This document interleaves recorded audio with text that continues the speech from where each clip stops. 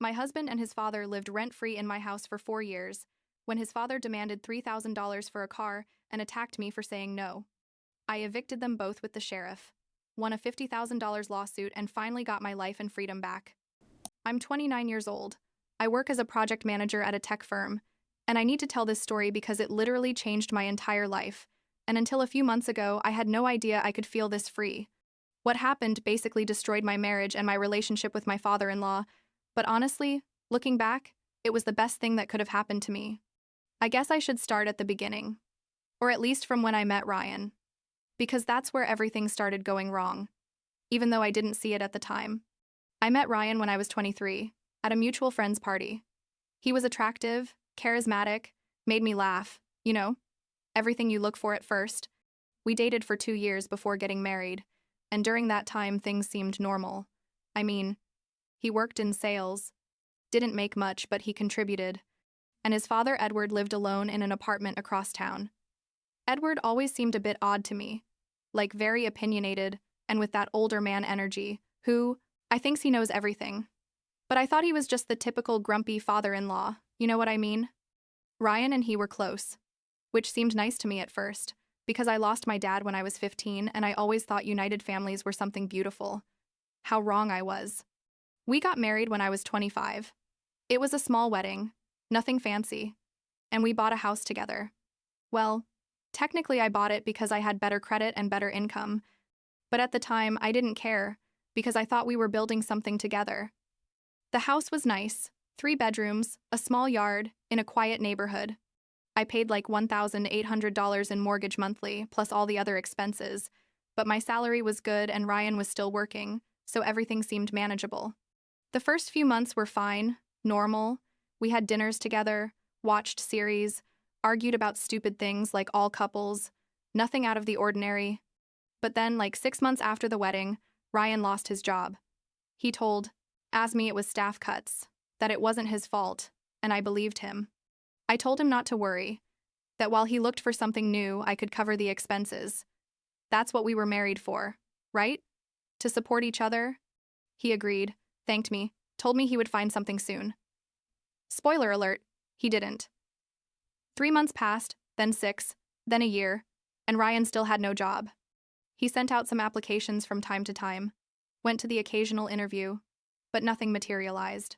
And the worst part is, he started getting comfortable with the situation. There was no longer that urgency to get a job. He just stayed home, played video games, watched TV, and when I asked him about his job search, he got defensive. And then, as if the situation wasn't complicated enough, Edward appeared on the scene in a way I never imagined. Turns out his apartment had structural problems, something with the pipes, and the landlord didn't want to fix it. And Edward decided that instead of looking for another place or fighting it legally, he would just move in with us. He didn't ask me. We didn't discuss options.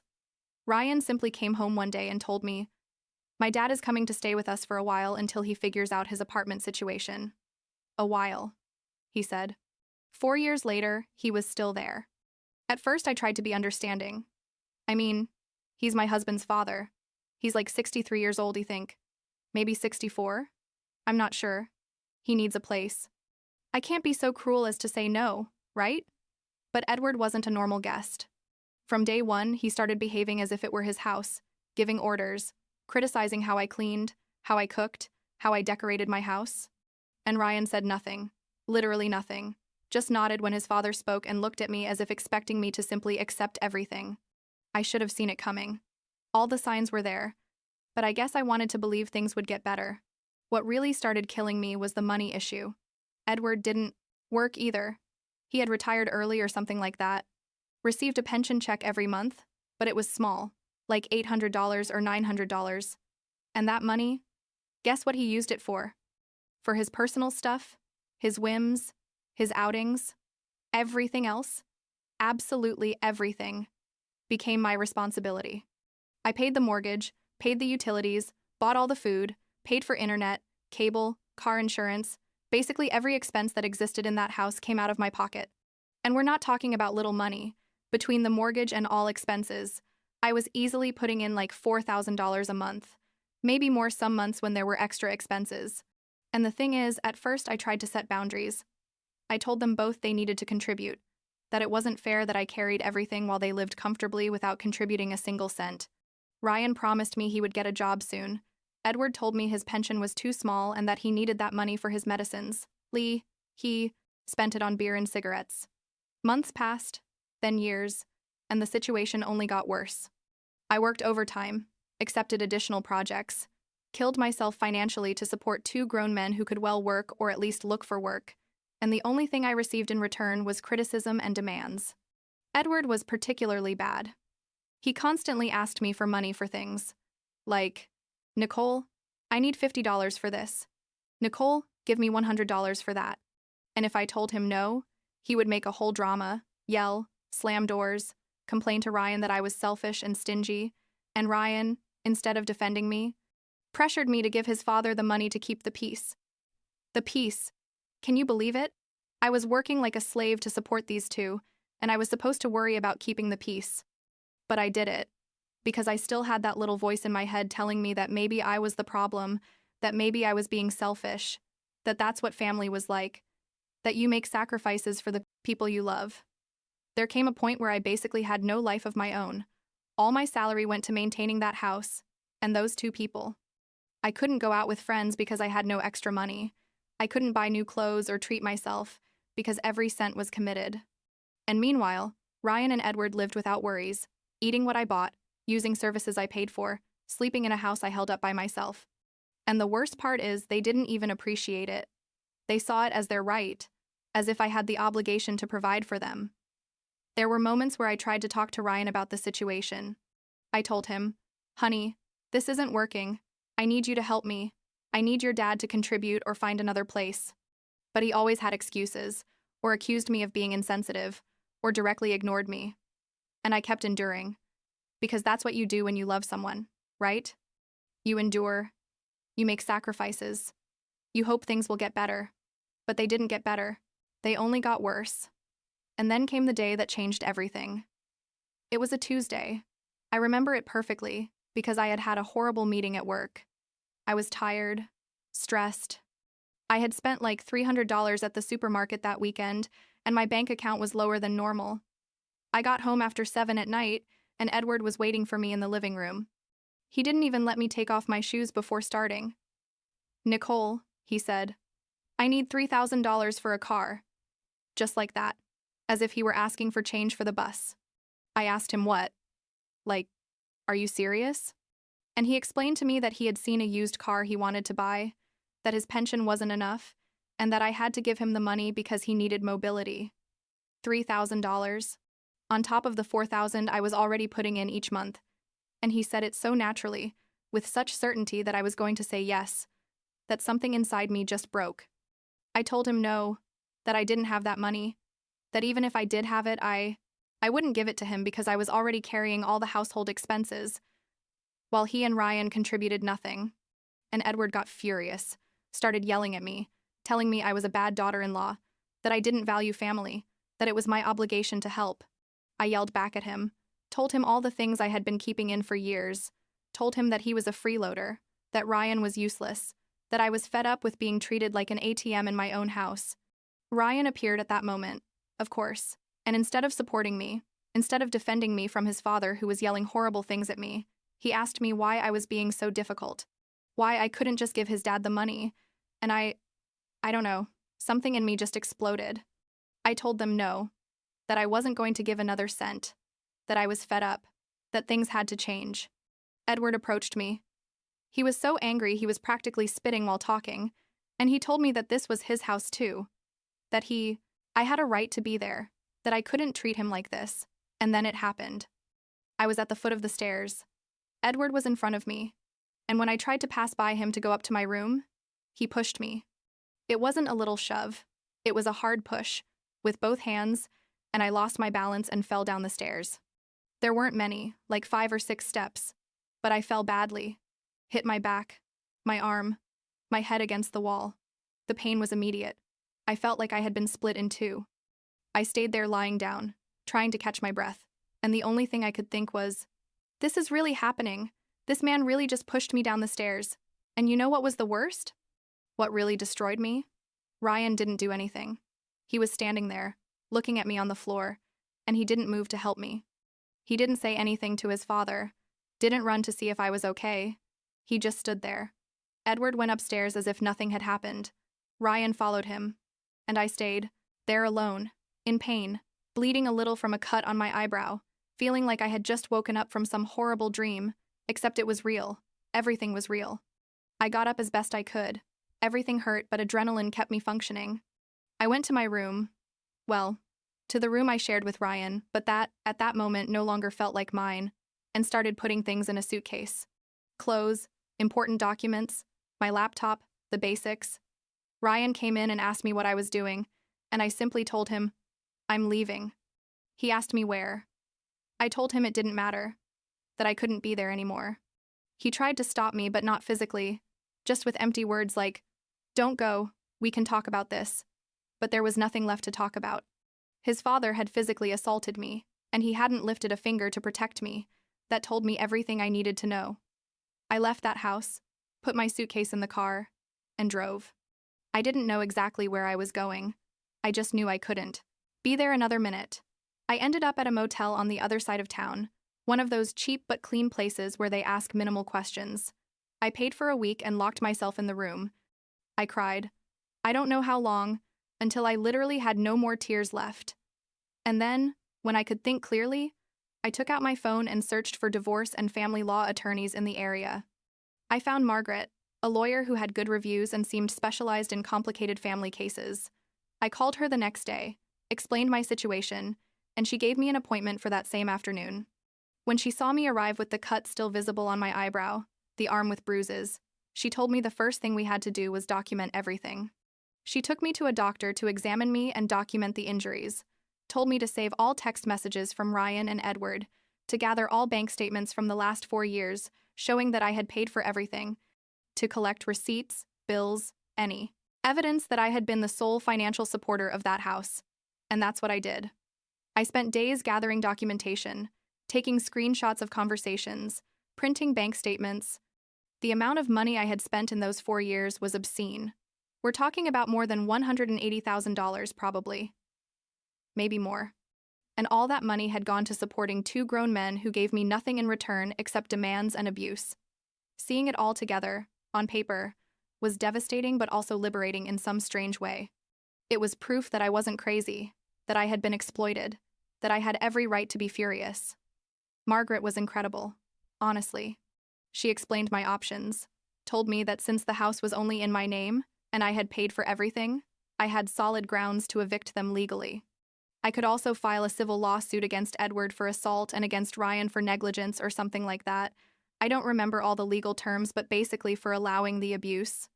I decided to proceed with everything.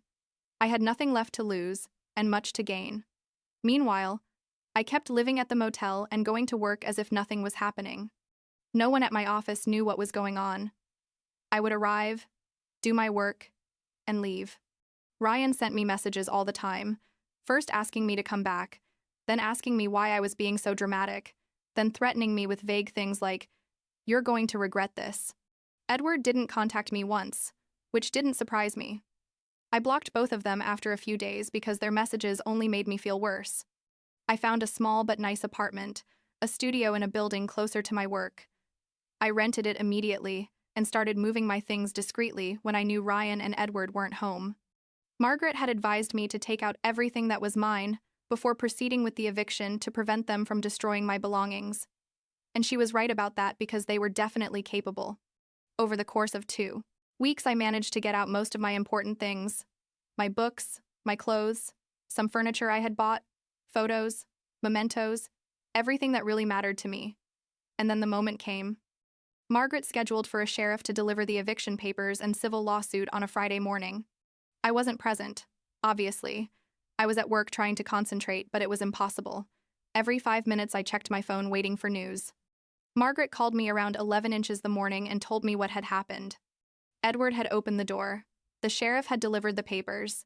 He had read them briefly and literally torn them up in front of the sheriff, yelling that this was his house and he wasn't going anywhere. Ryan was there too, telling the sheriff I had no right to evict them, that they were family, that this was a misunderstanding. The sheriff, of course, explained to them that the papers were legal and binding, that they had 30 days to vacate the property, and that if they didn't do it, voluntarily, they would be removed by force. Edward kept yelling. Ryan tried to call me like 1,000 times, but I had blocked his number so he couldn't reach me. Margaret told me everything had gone according to plan, and that now we just had to wait to see if they vacated voluntarily or if we had to proceed with forced removal. Spoiler, they didn't vacate voluntarily. 30 days passed and they were still there, now sending me messages from unknown numbers, asking me to reconsider, telling me I was destroying the family, that I was going to regret it. Some of Ryan's messages were almost pleading, others were aggressive. Edward only sent threats. I reported everything to Margaret and she added it as additional evidence for the civil case. Finally, the day of forced removal came. This time I did go, because Margaret told me it was important for me to be present as the property owner. We arrived with the sheriff and a moving team that Margaret had hired to take out their belongings and put them on the street. When we arrived, Edward was in the front yard, smoking a cigarette, watching us arrive. Ryan came out of the house when he saw the sheriff's cars. The confrontation was intense. Edward started yelling horrible things at me, telling me I was an ungrateful bitch, that he had treated me like family and this is how I repaid him. I stayed quiet. Margaret had advised me not to say anything, to let the law do its job. But at one point Ryan approached me and asked me, "Are you really going to do this?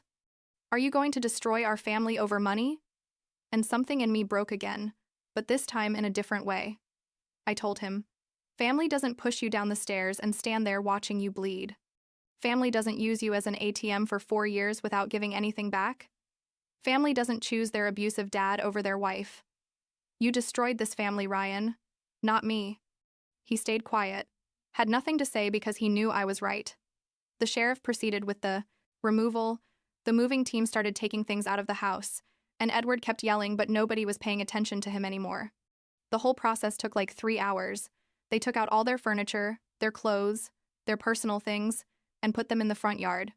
Margaret gave them an address for a storage facility where they could keep their things temporarily if they wanted, but Edward just threw the paper on the floor.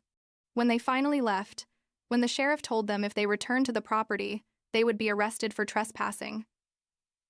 I stood in front of my house, the house I had paid for alone for years, and felt something I hadn't felt in a long time. Relief, freedom, but also sadness, because this wasn't how things were supposed to end.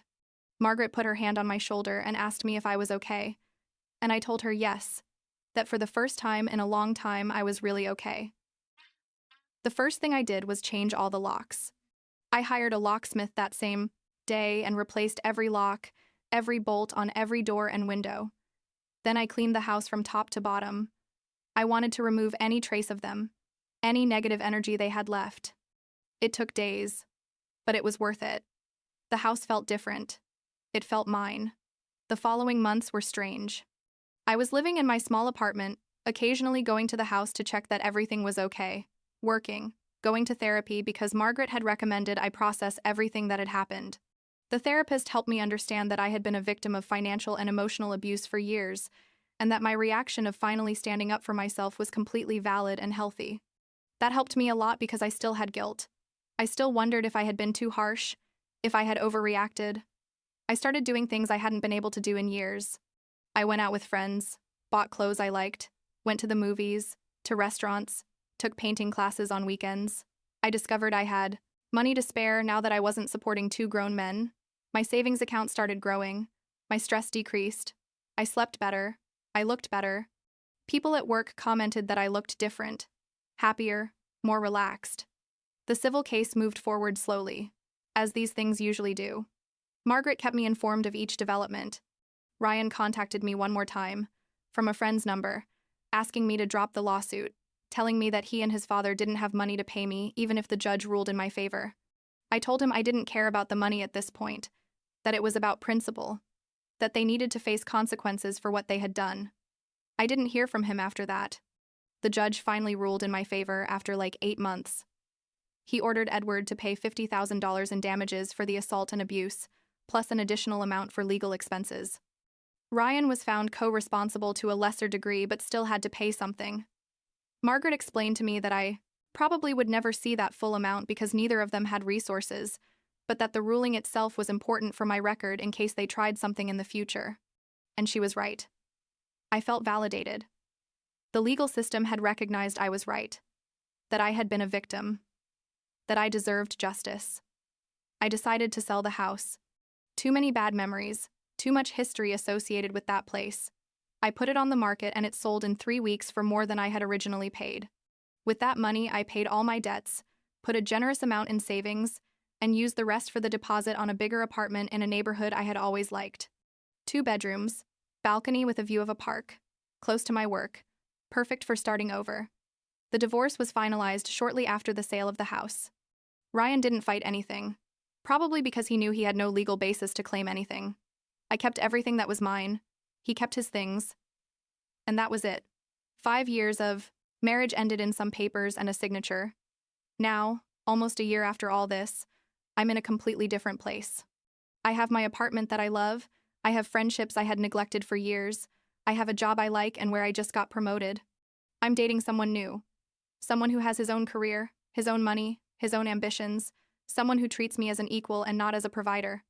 I don't know where that's going, but for now, I'm happy to just enjoy the moment without pressure. Sometimes I think about Ryan and wonder how he's doing, if he finally got a job, if he understood the magnitude of what he lost. But honestly, most days I don't think about him at all. That part of my life feels like a nightmare I finally woke up from. And Edward, well, I sincerely hope to never see him again in my life. I have nothing more to say to either of them. Last week, I was organizing some old photos and found one from my wedding. Ryan and I smiling. So young, so hopeful. I almost threw it in the trash but decided to keep it, not out of nostalgia but as a reminder that things aren't always what they seem, that you need to be alert to warning signs, that it's okay to set boundaries and defend yourself even when the other person makes you feel guilty for doing it. I learned that real family supports you, doesn't exploit you. I learned that love shouldn't hurt or drain you. I learned that I deserve respect and reciprocity in my relationships. And I guess that's it. My story of how I went from being an exploited provider to a free woman who is finally living for herself. It wasn't easy, it wasn't fast, and it definitely wasn't painless. But it was worth every tear, every sleepless night, every moment of doubt. Because now when I look in the mirror, I see someone strong, someone who doesn't give up, someone who knows her worth. And that, honestly, is priceless.